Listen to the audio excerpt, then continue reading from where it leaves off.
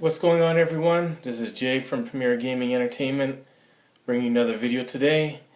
First of all, Happy New Year to everyone. I know this is technically my second video for the new year. However, the other one that I did posted this year was actually something that I had recorded from last year. I guess by the time the rendering and all that, it posted for 2017. But this is my first video for 2017, so I hope you've had, a great new year, great holiday, and stayed safe and everything and all that good stuff. So, anyways, what I wanted to talk about today is actually a continuation and basically a better explanation of my previous video for my last Raptors video. So, first of all, thank you all for the support for the Raptors video that I did for, saying that the Raptors get no respect. I mean, I honestly godly think that. There was other things that I forgot to mention in there, but thank you all for for the support and everything like that. Just continue to watch. I'm going to be bringing more videos about that. But what I actually wanted to talk about today was the second part of the video, which was basically my explanation of the offensive efficiency.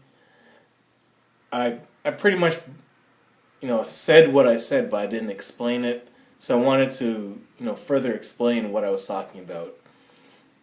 So if you didn't watch my video previously, I was talking about how the Raptors have basically the best offensive efficiency in the NBA.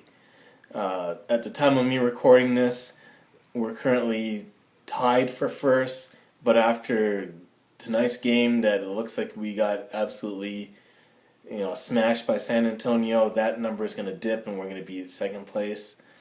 So I wanted to explain what is meant by offensive efficiency, because I said I don't know how, and that was a poor way of doing the video without doing the proper research. So I took the time and actually went and looked and saw what made them be the top team for offensive efficiency.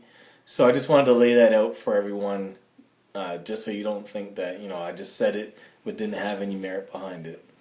So anyways, the definition of offensive efficiency for the NBA is basically they calculate the number of points that each team scores per 100 possessions.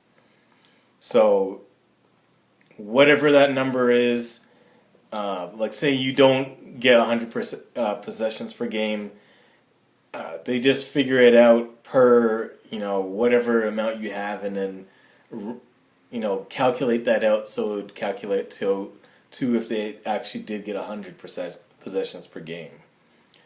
So what I didn't understand, and why I said I didn't understand how they were doing that, is how they came to that number per game.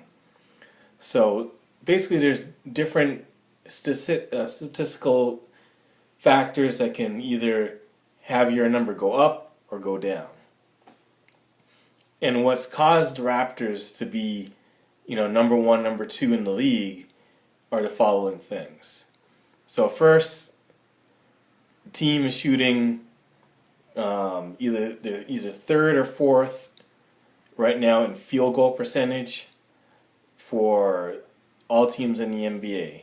So what that means towards offensive efficiency is they're shooting a high percentage every time they play, so they're taking advantage of their possessions. So obviously a team that's shooting a high percentage, near 50%, is scoring at least half of their possessions that they go down the floor, as opposed to if your team was at the bottom, say shooting 40%, then you're taking less advantage of your possessions because you're missing your shots. So that's pretty straightforward as far as one reason why. The second reason why is because right now, as a whole, the Raptors are leading the league in free throw percentage, as well as, I think, number 2 in the amount of free throw attempts per game. So this is a huge factor because, if your team is shooting a high percentage, you're getting to the line and shooting a high percentage of making those shots once you get to the line.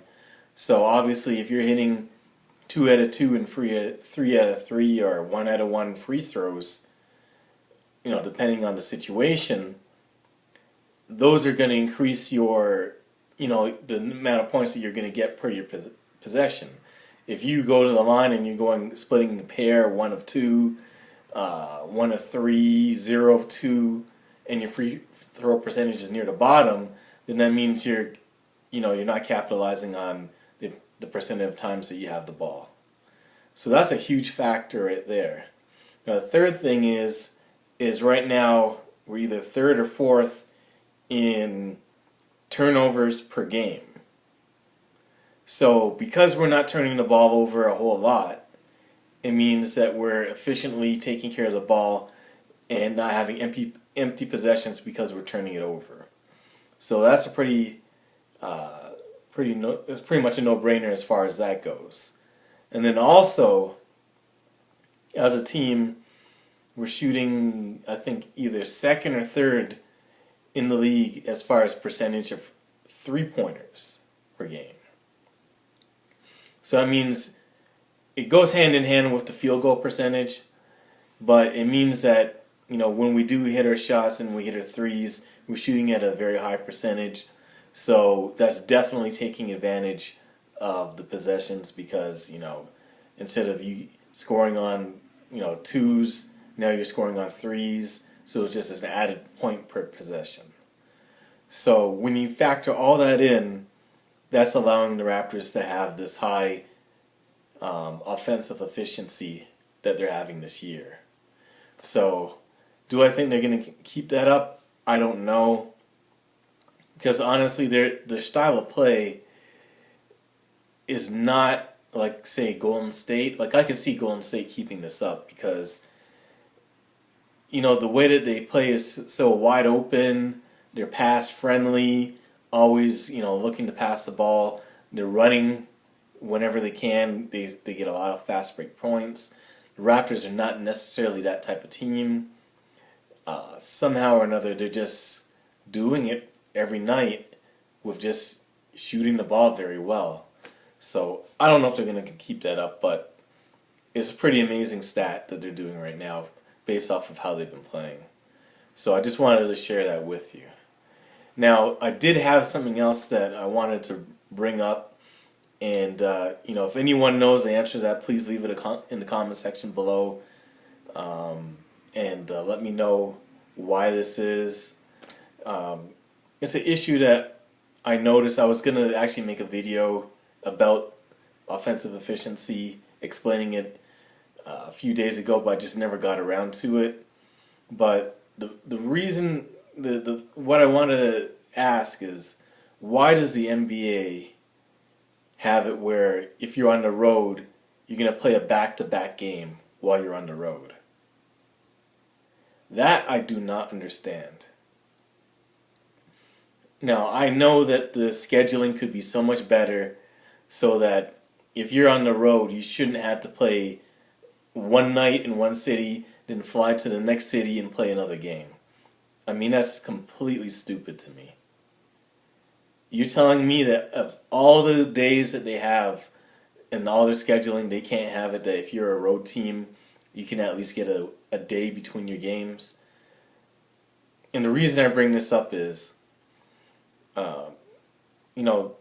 not the Lakers game, but before that, we played Golden State, played them pretty tough. I mean, they were pretty much smashing us, had this huge first quarter, then we came back, then they had, a huge third quarter, and then in the fourth quarter, we came back, we had it down to 5 points, but we just, the deficit was too big, and we just couldn't come back all the way.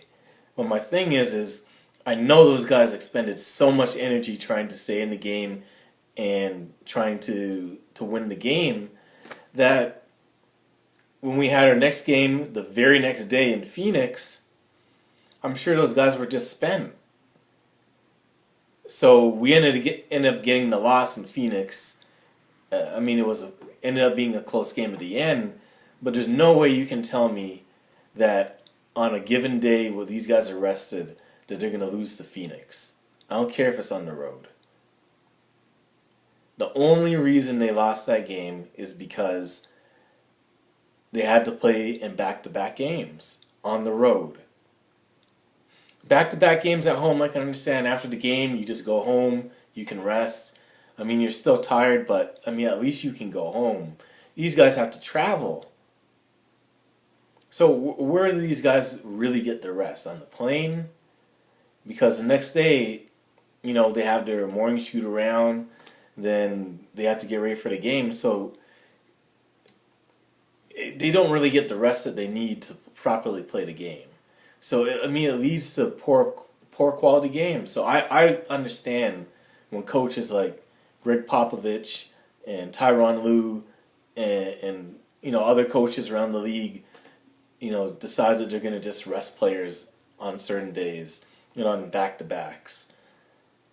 I mean, I perfectly understand it because, let's be honest, there's nothing worse than you playing on a back-to-back game and you're just playing on fumes, you're trying to compete, you're trying to win, and you end up getting injured because you're not playing at 100%. So, I understand when these guys don't play on certain nights. I understand when they take games off on back-to-backs or 3 out of 4 nights or whatever the case may be. That's why they do it. You're no good if you're injured. And it's no good if you're playing tired and playing at 75% because you just don't have the energy and you're not going to really help your team. I mean, that's why they lost that game. So, if anyone knows why the NBA would schedule back-to-back games for teams on the road, just let me know in the comment section below because I think it's just stupid. So, anyways, that's it for the video today. It's been a pretty rough road trip for us so far, and I mean, I pretty much anticipated that we were going to lose to San Antonio today. You know, it's been a tough schedule, this last road schedule. So I figured they were going to lose. I didn't figure they were going to lose that big, but it is what it is. I'm sure they're going to be happy to get home. So anyways, thank you for watching the video. If you like the video, definitely leave a like.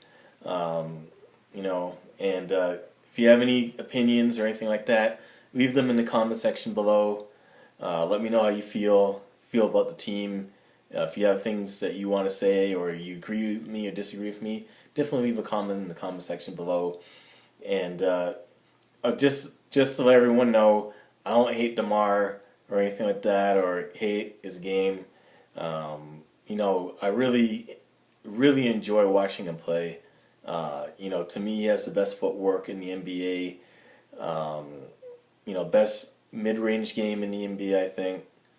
The only beef I have with him is, you know, to be a little bit stronger on the defensive end, to be more of a two-way player as opposed to just, you know, mainly being offensive. That's it. I mean, you know, I still stand what I say, that I feel Kyle Lowry is really the meat and potatoes of the success of our team.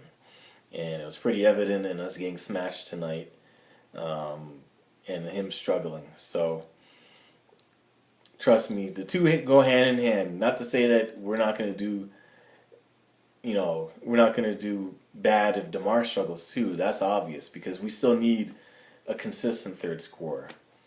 That's our Achilles heel right now. We need one more person to consistently do that.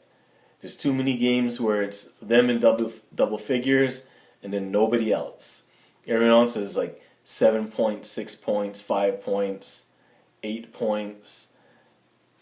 We're just not going to get it done. Whenever we have a game when there's 3 people that are scoring consistently, that's when we're doing well. But when we have these games where it's just 2 people scoring, that's when we struggle. And if it's just one person, that's what happens like the game tonight.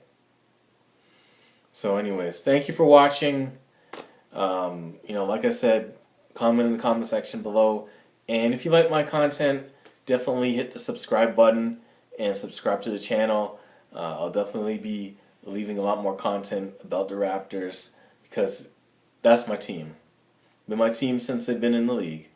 Anyways, thank you for watching. Have a great day.